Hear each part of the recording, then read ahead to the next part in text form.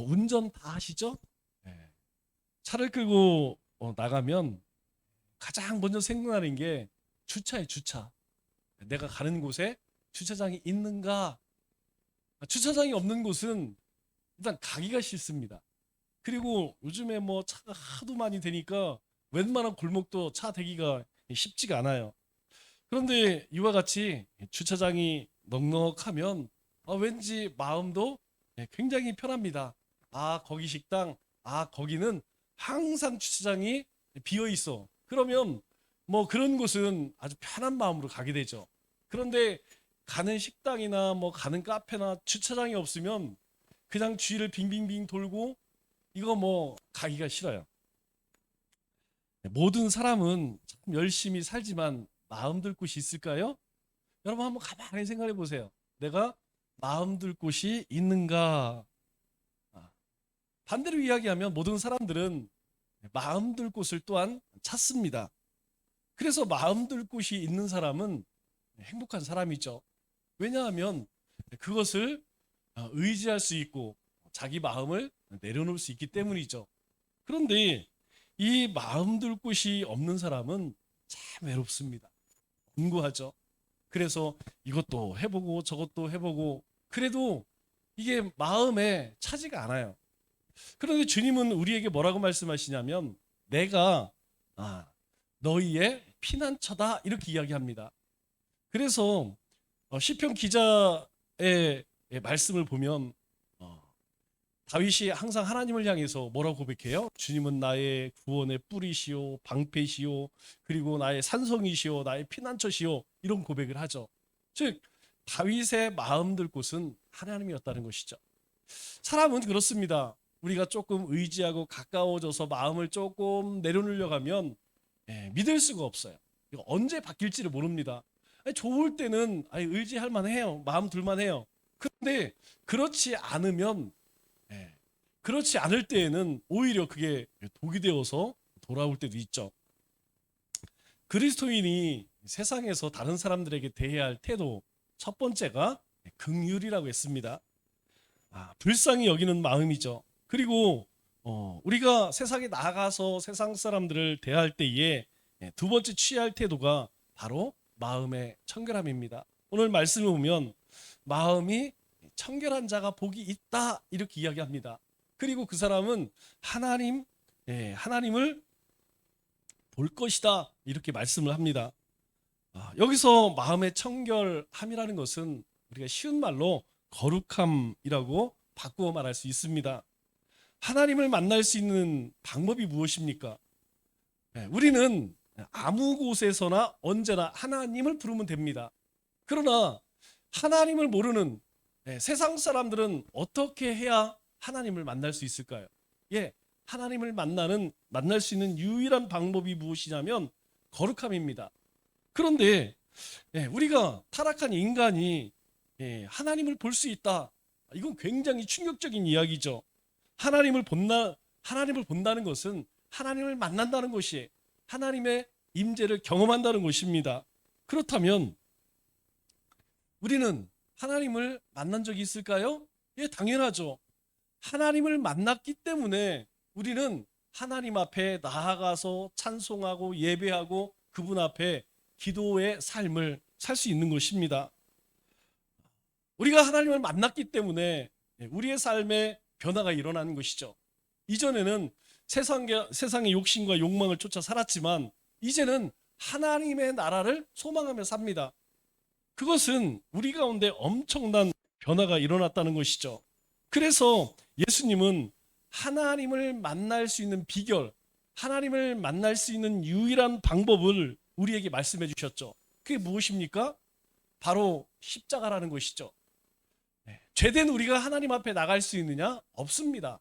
그런데 그것을 불쌍히 여기시는 하나님께서 이 땅에 예수님을 보내주시고 예수님께서 십자가에서 마지막 뭐라고 해주셨죠? 다 이루었다. 다 치불했다. 내가 너희의 죄값을 다 치불했다는 거예요. 그래서 그분을 영접하면 우리에게 하나님께서 의로움이라고 하는 은혜를 베푸신다는 것이죠.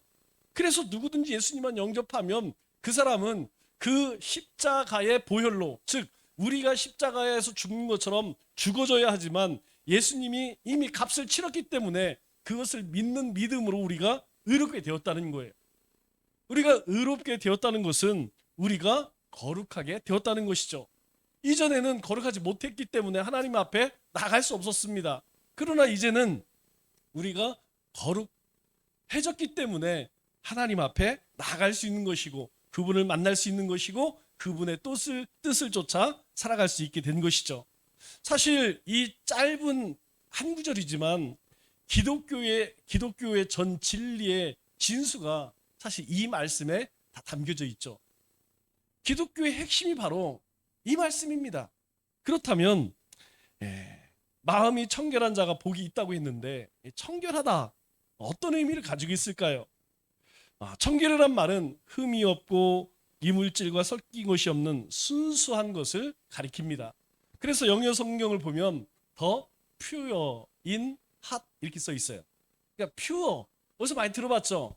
기름을 아무것도 섞지 않고 깨나 콩이나 뭘 넣고 짜면 뭐가 나옵니까? 기름이 나오죠. 그 기름 원액을 퓨어라고 이야기해요. 그래서 마트에 가면 퓨어 오일이 있습니다.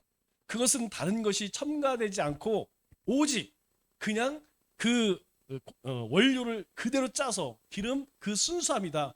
그런 의미를 가지고 있는 것이죠. 이 말이 성경에서 가장 많이 쓰인 곳이 바로 구약의 제사 제도 때에 쓰인 말입니다. 즉 하나님 앞에 제사를 드릴 때에는 제사에 쓰이는 제물도 정결해야 돼요. 그리고 제사를 집례하는 제사장도 정결해야 합니다. 만일 그렇지 않은 것, 정결하지 않는 것은 하나님께 드릴 수가 없어요. 그리고 정결하지 않은 자는 집례를 할 수 없습니다. 그래서 우리가 성찬식을 할 때에 세례 받으신 분들만 참여하세요. 왜 그럴까요? 세례를 받을 때에 묻습니다. 예수님을 나의 하나님으로 구주로 하나님으로 그렇게 믿습니까? 그렇게 고백하지 않은 사람들은 성찬에 참여하면 죄라고 이야기해요. 왜냐하면 아직 예수님에 대한 어떤 확신도 없는데 예수님을 믿는 믿음도 없는데 그 사람이 예수님의 그 의식에 참여한다는 것은 불가능한 것이죠. 그렇기 때문에 참여하지 말라는 것입니다. 마찬가지로 하나님 앞에 제사를 드릴 때에 제물 드리는 사람도 그것을 집례하는 제사장도 하나같이 오직 한 가지 정결해야 되죠. 그래서 하나님 앞에 아무 것을 드리면 안 됩니다. 뭐 아롱진 것 아니면 어디가 아픈 것 어디가 병든 것 이런 건 하나님께 드릴 수 없다는 것이죠. 구약의 모든 제의식이라고 하죠. 제의식 안에는 가장 중요한 요소가 바로 이 정결함이죠. 하나님 앞에 깨끗하게 나아가기 위해서 이 정결의식을 반드시 치러야 합니다. 신약에도 주님께서 우리에게 똑같이 말씀하고 있어요. 신약의 교회는 뭘 이야기하죠? 우리를 이야기합니다. 이 건물은 뭐라고 이야기했어요? 예배당이라고 이야기했죠. 이곳은 구원받아서 하나님을 찬송하고 예배하는 자들이 모여서 예배하고 찬송하고 기도하는 장소입니다. 우리는 이것을 가시적 교회라고 이야기해요. 반면 성경에서 이야기하고 있는 진짜 교회는 바로 우리 한 사람 한 사람을 이야기하죠.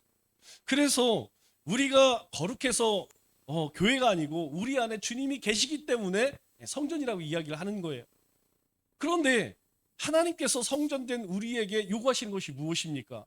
바로 거룩함이죠.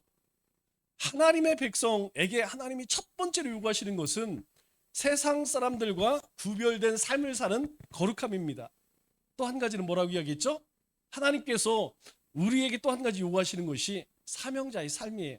결국 그리스도인은 하나님을 향해서는 거룩하게, 세상을 향해서는 바로 빛과 소금 되는 증인된 삶을 사는 것, 그것이 바로 하나님께서 우리를 부르신 목적이라는 것이죠.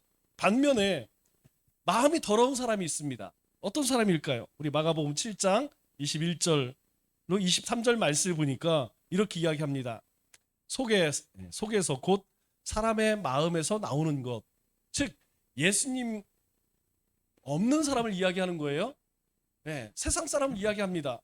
모든 사람들 마음에는 자, 악한 생각, 곧 음란과 도둑질과 살인과 간음과 탐욕과 악독과 속임과 음탕과 질투와 비방과 교만함과 우매함이니, 즉 모든 사람들의 마음 가운데는 이러한 마음이 있다는 것이죠. 그래서 이런 세상 사람들이 청결한 삶을 살 수 있느냐, 거룩한 삶을 살 수 있느냐, 불가능하다는 것입니다. 여러분, 세상 사람들이 뭐 악한 일들을 행할 때에 저 사람들 도대체 왜 저래? 왜 저런 게 아니고 그럴 수밖에 없어요. 왜? 그들의 속에는 그들의 마음에 뭐가 있느냐, 이런 것들이 있기 때문에 그러한 환경이 조성이 되면 언제든지 나온다는 것이죠. 여러분, 운전할 때마다 한 번 이상씩 여러분 어떤 일을 정말 뻔뻔한 사람들 많이 봐요. 예. 정말 아나무인인 사람들 많이 봅니다.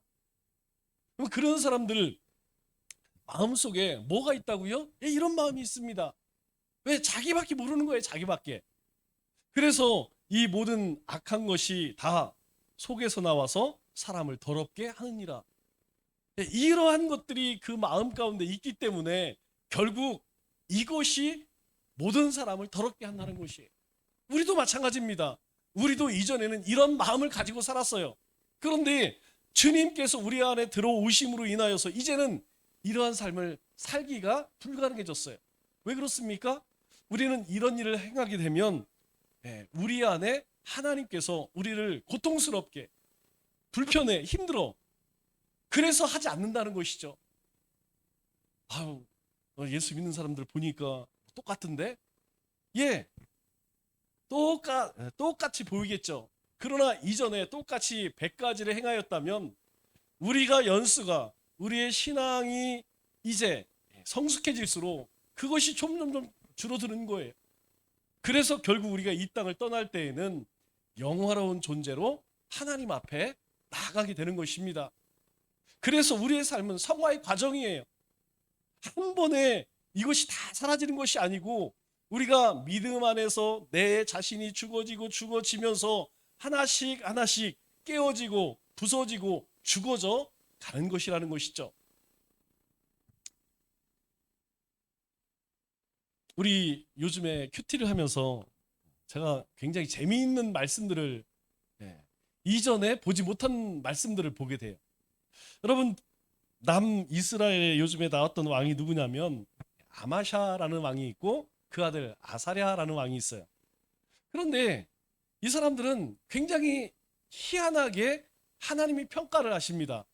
어떻게 평가를 하느냐? 이렇게 평가를 해요. 제가 그들에 대한 평가를 보니까 여러분도 한번 잘 들어보세요. 아사랴가 그의 아버지 아마샤의 모든 행위대로 여호와 보시기에 정직히 행하였으나 산당은 제거하지 않고 산당에서 제사를 드리며 분향하였고, 이렇게 말씀해요. 또 그 아버지 아마샤에 대해서는 아마샤는 여호와 보시기에 정직히 행하였으나 조상 다윗과 같이 행하지 아니하였으며 그의 아버지 요아스가 행한 대로 행하였다. 여러분, 뭔가 좀 이상하지 않아요? 아합은 성경은 이렇게 이야기합니다. 그는 여호와 보시기에 악을 행하였고 그의 조상 여로보암의 길을 갔더라, 이렇게 끝납니다. 대부분 이 두 사람을 제외한 대부분의 사람들은 여호와 보시기에 악을 행하였고 여로보암의 길로 갔더라, 이게 끝납니다. 그런데 이 두 사람에 대해서는 이상한 이야기를 해요. 하나님 보시기에 정직히 행하였으나 다윗의 길을 가지 않고 아버지를 갔다, 이렇게 이야기해요. 아니, 하나님 앞에 정직히 행했다면서, 그런데 왜 산당에서 제사를 지내고 분향했을까? 이거 앞뒤가 안 맞는 거죠. 여러분, 이 말의 의미가 뭔지 아세요? 하나님 앞에 이 아마샤는 나갔을 때에 회개합니다. 하나님, 제가 잘못했어요. 죄를 지었습니다. 정직하게 고백해요. 그런데 다시 왕자에 올라가서는 이제 백성들이 바라보고 백성들이 자신을 어떻게 생각할까? 그러니까 그들의 비율을 맞춰야겠죠? 그러다 보니까 백성들이 행하는 그 악한 일들, 우상을 숭배하고 그리고 그 앞에서 행하는 더럽고 추악한 일들을 행하는 거예요. 하나님 앞에 나왔을 때는 하나님, 제가 잘못했어요. 그리고 다시 삶으로 돌아가면 이전에 악한 왕들이 행했던 그 일들을 동일하게 하는 겁니다. 그러니까 하나님 앞에서는 정직히 행하였으나 다시 삶으로 돌아가서는 산당에 제사 지내고 분향하였더라, 이 말 되는 거예요. 여러분, 이 말씀을 보면 어떤 생각이 듭니까? 제가 이 말씀을 묵상하면서 무슨 생각이 드냐면 딱 나네. 딱 나네. 딱 나요. 내가 하나님 앞에 큐티를 하고 기도를 할 때는 어떻게 합니까? 하나님, 제가 이런 존재입니다. 그렇게 가슴을 치며 통회해요. 하나님, 제가 이런 존재였습니다. 이거밖에 안 되는 존재입니다. 그렇게 하나님 앞에 그냥 우리의 마음을 다 내려놓은 듯 하나 다시 삶의 현장에 가면 언제 그랬는지 하나님의 말씀도 잊어버리고 성령의 인도하심도 깨닫지 못하고 그냥 내 마음대로 막 사는 거예요. 문제는 무엇이냐? 여호와 보시기에 악을 행하고 여로보암의 길을 갔더라 하라고 하는 아합과 이세벨과 결과는 같다는 거예요. 결과는 똑같습니다. 결과는 똑같이 비참하게 인생은 마무리 져요. 우리가 항상 조심해야 할 것이 바로 이것이라는 것이죠. 우리가 하나님의 말씀과 하나님의 영으로 매일매일 새로워지지 않으면 여러분, 우리 안에 있는 이 더럽고 추악한 것들이 우리의 이 심령 가운데에서 제거가 될까요? 저절로 이게 사라질까요? 아니라는 것입니다. 이것은 저절로 사라지는 것이 아니에요. 앞서서 이야기하는 것처럼 심령이 가난한 자, 우리 자신을 비워야 됩니다. 우리 자아를 비워야 돼요. 그래야만 주님이 우리 그 자리에 오셔서 우리를 다스린다는 것이죠. 그렇다면 여러분, 마음이 청결한 자, 그런데 마음은 뭘까요? 마음. 여기서 마음이라고 하는 것은 무엇이냐면 우리의 감정을 이야기하는 것이 아닙니다. 여기서 이야기하는 마음은 인격의 중심을 이야기하는 것이죠. 그래서 영어 성경에는 뭐라고요? 하트라고 이야기하는 거예요. 우리 인격의 중심. 따라서 마음이 깨끗한 사람은 그 인격의 중심이 깨끗하고 그 행동의 근원이 순수한 사람을 가리키는 것이죠. 그러나 가능할까요? 여러분, 우리의 인격이 여러분 순수해요? 우리 인격이 깨끗합니까? 그렇게 보이는 것이죠. 여러분, 우리가 정치꾼들에게 진저리를 내는 이유가 뭐예요?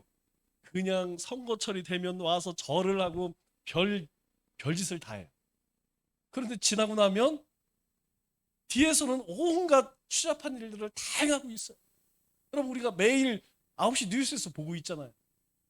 그들이 백성을 섬기겠습니다. 그런데 민생은 다 제껴놓고 뭐만 쌓아요? 맨날 정쟁만 해. 언제 정치할 거예요? 언제 국민을 위해 할 거예요?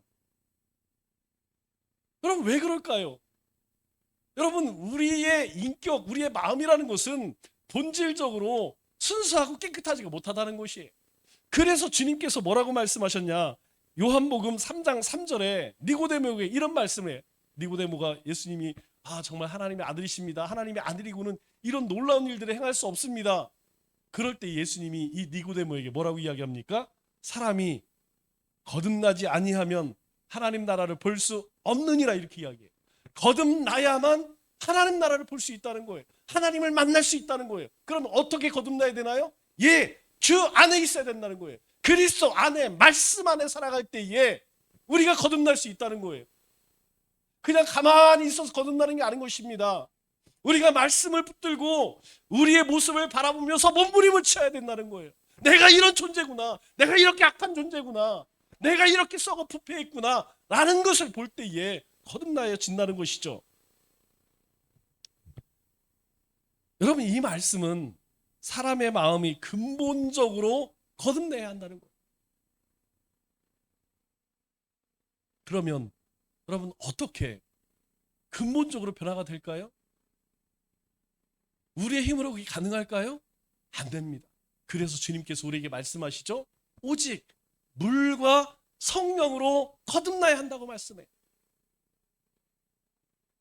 우리의 자신이 하나님의 말씀으로 내가 이런 존재구나.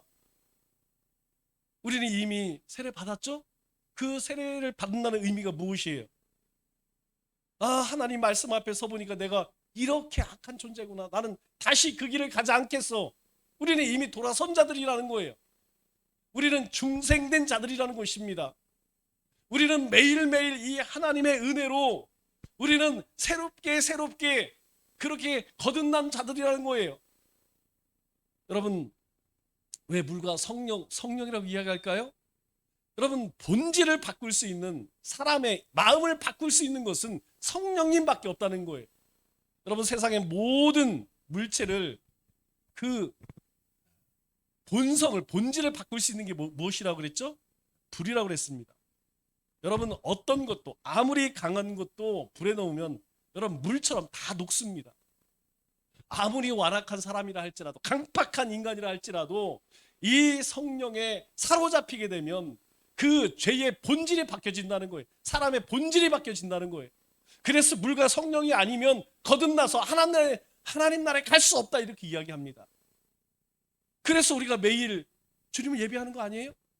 우리가 말씀을 묵상하는 거 아니겠습니까? 마귀 참여하는 이유가 그거 아니겠습니까? 예, 매일매일 우리가 새롭게 거듭나기 위해서 우리가 하나님의 말씀을 붙드는 것입니다. 두 번째로, 마음이 청결하다는 이 마음은 두 마음이 아니고 한 마음을 이야기하죠. 우리 마태복음 6장 24절 말씀을 보면 이렇게 이야기합니다. 한 사람이 두 주인을 섬기지 못할 것이니 이는 혹 이를 미워하고 저를 사랑하거나 혹 이를 중히 여기고 저를 경히 여김이라. 너희가 하나님과 재물을 겸하여 섬기지 못하느니라. 이렇게 이야기. 너무나 잘 아는 말씀이죠. 어떤 사람도 두 주인을 섬길 수 없대요. 어떤 사람을 사랑하기도 하고 미워하기도 안 된다는 것이죠. 이 사람을 미워하면 이 사람을 사랑하게 되고, 이것을 중히 여기면 저것은 경히 여길 수밖에 없다는 것이죠. 동시에 중히 여기고 경히 여길 수 없다는 것입니다. 마찬가지로 하나님의 백성은 하나님과 재물, 이 세상 것을 겸하여서 섬길 수 있느냐? 그것은 불가능하다, 그렇게 이야기하죠. 즉, 순결의 중심에는 뭐가 있느냐? 일편단심이 있다는 거예요. 하나님을 향한 일편단심이 있다는 것입니다. 우리는 하나님을 섬기며 어디에 살아요? 세상에 살고 있어요. 세상의 돈과 권세와 명예가 우리의 목적이 된다면 그것은 두 마음을 품은 것이에요. 여러분, 우리의 마음을 들여다볼 때 무엇입니까? 우리 마음 가운데 주님을 향한 사모함과 주님의 나라를 쫓아가는 믿음이 보이십니까? 아니면 여전히 탐욕스러운 죄의 모습이 보이십니까? 반면에 우리가 이 땅 가운데 살아가면서 하나님이 주신 그 물질과 권세와 명예, 그 모든 것들을 하나님의 영광을 위해서 사용한다면 여러분, 그것은 한 마음을 품는 것이에요. 내가 열심히 일하는 이유도, 내가 열심히 몸을 가꾸는 이유도 다 하나님 나라를 위해서. 여러분, 그렇다면 그 삶은 한 마음을 품은 것이에요. 그 마음은 청결한 마음을 품은 것이라는 것입니다. 그래서 청결한 마음이라는 것은 한 마음을 품은 것, 곧 하나님을 향한 일편단심이라는 거예요. 마지막으로, 청결한 마음이란 언어가 정직하다는 것입니다. 여러분, 사람의 언어는 그 사람의 마음을 표현하고 있어요. 그렇다면 여러분, 우리는 어떤 종류의 말을 하고 있는지 여러분 스스로 한번 가만히 생각을 해보세요. 오늘 마지막 찬양의 내용이 뭐였죠? 감사합니다. 내 입술 가운데에서 감사합니다, 고맙습니다, 사랑합니다, 이런 말이 더 많이 나올까요? 아이씨, 이런 짜증 섞인 이런 말들이 많이 나오고 있나요? 여러분, 이건 속일 수가 없어요. 내가 의식하여서 어쩌다가 그런 말은 할 수 있습니다. 그러나 나도 모르게 튀어나오는 말, 그 말들이 너그럽고 정직한 말을 하고 있는가, 아니면 공격적이고 비판적인 말을 하고 있는가? 여러분, 마음이 깨끗하다는 것은 언어가 정직하고 순수하다는 거예요. 우리의 마음이 청결하면 여러분, 당연히 우리 입에서 여러분 무슨 말이 나오겠습니까? 축복의 말이 나오지 않겠어요? 어찌 한 입에서 축복과 저주가 같이 나올 수 있겠습니까? 없다는 것이죠. 그럴 수 없다는 것입니다. 그러면 어떻게 해야 우리의 마음을 깨끗이 할 수 있을까요? 먼저 내 마음에 이 정결함이 없음을 애통하고 겸손히 하나님 앞에 나갈 수 있어야 돼요. 여러분, 지피지기면 백전백승이라고 그랬습니다. 여러분, 내 마음 가운데에 이 청결함이 있는지 없는지 먼저 그것을 바라봐야겠죠. 여러분, 그것을 모릅니다. 왜냐하면 우리는 다른 사람들에게는 그렇게 할 수 있어요. 그렇게 보여질 수 있습니다. 믿음이 없어도 믿음이 있는 척, 청결하지 않아도 청결한 척 할 수 있어요. 그러나 우리 자신, 나는 알아요. 내가 어떤 사람인지 나는 압니다. 그렇기 때문에 우리는 내 안에 이 청결함이 없음을 우리는 애통해야 한다는 것이죠.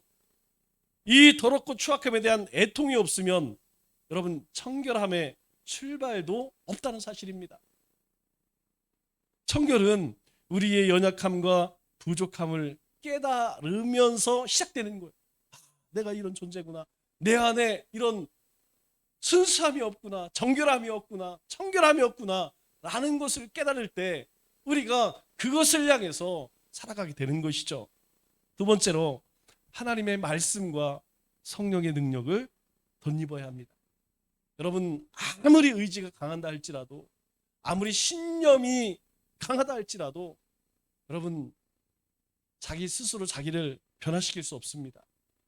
하나님의 말씀이 우리 안에 들어와야만 우리가 깨끗하게 되고 새 능력을 덧입을 수 있게 되는 것이에요. 내가 이렇게 해야지, 저렇게 해야지, 그렇게 다짐하고 결심해서 우리의 삶이 바뀌어지면, 우리의 마음이 청결하게 되면 여러분, 어떤 사람이 청결하지 않겠습니까? 그런데 그것은 불가능하다는 거예요. 하나님의 말씀을 붙들을 때에, 그 하나님의 말씀이 우리 이 마음 가운데에 박혀질 때에 우리의 악한 마음이, 죄된 마음이 바뀌어지는 것이죠. 세 번째로, 순종의 삶을 살아야 합니다. 성령님은 우리를 근본적으로 새롭게 하죠. 그리고 거듭나게 하는 역사를 만들어내십니다. 여러분, 우리가 하나님의 말씀을 읽을 때, 묵상할 때 여러분, 우리 마음 가운데에 저려오고 우리의 눈에서 눈물이 나는 이유가 뭘까요? 예, 성령님이 우리 가운데 감동시키시기 때문에. 이 성령님께서 우리 가운데 폐부를 찌를 때 여러분, 얼마나 아픈지 몰라요. 하나님의 말씀이 와서 내 마음에 콱 박힐 때에 너무나 고통스럽습니다. 그래서 부정하죠. 나는 그렇지 않아. 그러나 피할 수 있을까요? 없다는 것이죠. 종종 그런 분들이 있어요. 목사님이 까네, 치네, 이런 얘기. 여러분, 그렇게 받아들이시면 안 됩니다. 그렇게 느끼셨다면 성령님께서 내 마음을 찌르시는 거예요. 내 누구에게도 감추고 싶은 그 더러운 마음을 성령님께서 찌르시는 거예요. 그때 돌아서야 됩니다. 그게 은혜예요. 이 말씀을 들어도 그렇고, 저 말씀을 들어도 그렇고, 감흥도 없고 감동도 없고, 여러분, 그 마음은 이미 강팍해진 겁니다. 그 마음은 저 길가와 같이 아주 기경대해야 할 마음. 그곳에는 하나님의 말씀이 떨어져서 뿌리조차, 싹조차 나지 못하는 강팍한 심령입니다. 하나님의 말씀을 들을 때에 내 모습이 저렇구나. 그것이 바로 성령님께서 우리 가운데 역사하시는 것이죠. 성령님은 언제 역사하신다고요? 하나님의 말씀이 들려질 때. 왜요? 하나님의 말씀에는 힘이 있대요. 살아있대요. 운동력이 있대요. 그래서 어떤 검보다 예리하여서 우리의 영과 골과 골수까지 쪼갠답니다. 다 무너진다는 것이죠. 하나님의 말씀 앞에서 그 말씀으로 성령님께서 우리에게 말씀하실 때에 모든 것이 다 뒤집어지게 된다는 것입니다. 그렇기 때문에 여러분, 우리가 말씀에 순종해야 돼요. 성령의 인도하심을 쫓아 살아야 돼요. 이것이 하나님이 기뻐하는 일인지 기뻐하지 않은 일인지, 우리가 믿음의 걸음을 걸을 때마다 말씀이 우리를 인도하시고 성령이 인도하십니다. 그렇게 인도하실 때에 중요한 것은 뭐예요? 순종해야 한다는 것이죠. 아무리 하나님 말씀을 많이 알면 뭐합니까? 아무리 하나님 말씀 많이 들은 뭐예요? 그 말씀을 쫓아 순종하지 않으면 여러분 아무 역사 일어나지 않습니다. 하나님의 말씀 우리의 폐부를 찌를 때에 내가 이런 존재였구나 라고 하나님 앞에 꼬꾸라져 순종할 때에 우리의 삶은 새롭게 변화되는 것이죠.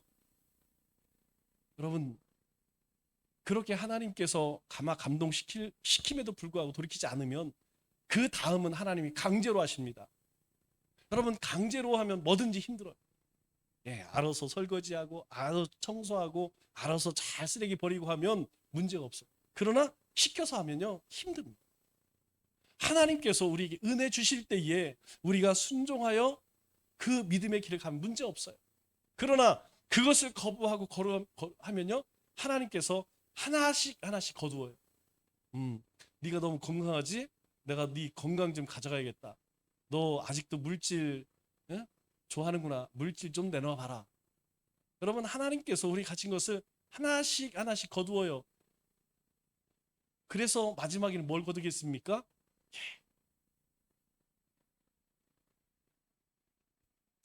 말씀을 맺겠습니다. 우리가 예수 그리스도의 보혈과 하나님의 말씀과 성령의 인도하심을 따라 마음이 청결한 삶을 살면 하나님을 만나고 경험하고 그리고 하나님과 동행하는 삶을 살 수 있게 됩니다. 남은 3일도 더럽고 추악한 우리의 마음을 내려놓고 청결한 마음으로 매 순간 하나님을 만나고 경험하고 하나님과 동행하는 우리 믿음의 권속들 다 되시기를 주님의 이름으로 축원합니다.